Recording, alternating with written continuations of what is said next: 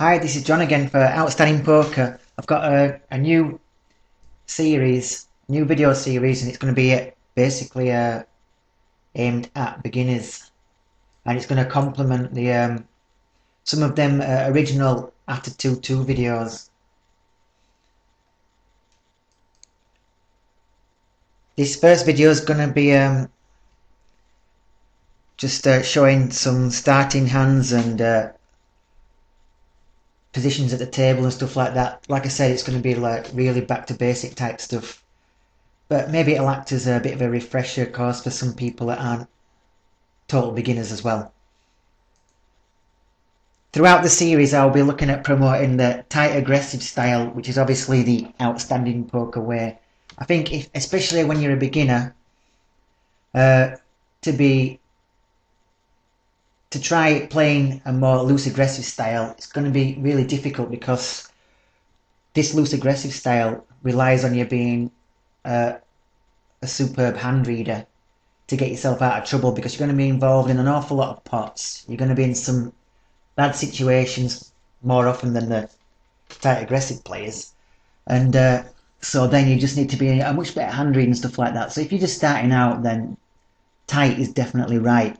And especially if you're playing at the micro stakes, you can actually play too tight. If you're going to be going one way or the other, you might as well play too tight, because I think there's nits, well, there's definitely nits that play at the lower stakes that still manage to get a fairly decent win rate, because basically there's just so many players down there that aren't thinking about the strength of people's hands, and they're not paying attention to the fact, or they might not even have a heads-up display to even be able to tell that some guy's only raised 3% of his hands after 500 hands, and basically he's only playing monsters, and they'll just carry on playing normally against these type of players, when to everybody else at the table it's quite obvious that they're up against the guy who's got either aces, kings or queens. So definitely tight is right at the lower stakes, and like I said, play a bit tighter. Most people won't be able to take advantage of that. I'm going to be focusing on the 6 max side of the game as well, because that definitely seems to be the most popular format. And so we'll just go through some just basic table positions first.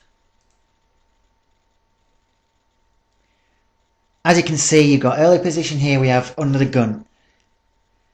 And then, so obviously you need a tight range from under the gun, because you're going to be playing a lot of hands from out of position. The next seat at the table is middle position. And then we have the cutoff, which is in a later position. And then we have the button, which is obviously the dealer, which is the best position at the table, where you can play the most hands profitably. And then you obviously have the small blind, where you have to post half a blind, and the big blind, where you're posting a full blind. So that's all pretty standard stuff. And like I said, under the gun, you'll be playing a lot of pots out of position versus these players, so you need a much tighter range to play there. Middle position, you might raise, and you've got a slightly better chance of being able to play a pot in position, because our goal in poker is to play as many pots in position as possible, because position is so important. And I'm going to do another video on position as well. I think it was Phil Ivey that said that something like, if he had to play poker versus his grandma out of position, he'd probably be a losing player. It was something like that. Anyway, from the cutoff, we can open up our range a little bit more, especially if the button is a tight player. Then you can perhaps play as many hands as what you would play on the button. If he's only playing like 10% of his hands or something like that, you might as well take advantage of that. If he's a fairly loose player, he's going to be 3-betting quite a bit, then you need to tighten up your range from the cutoff. When we get to the button, we can really open up our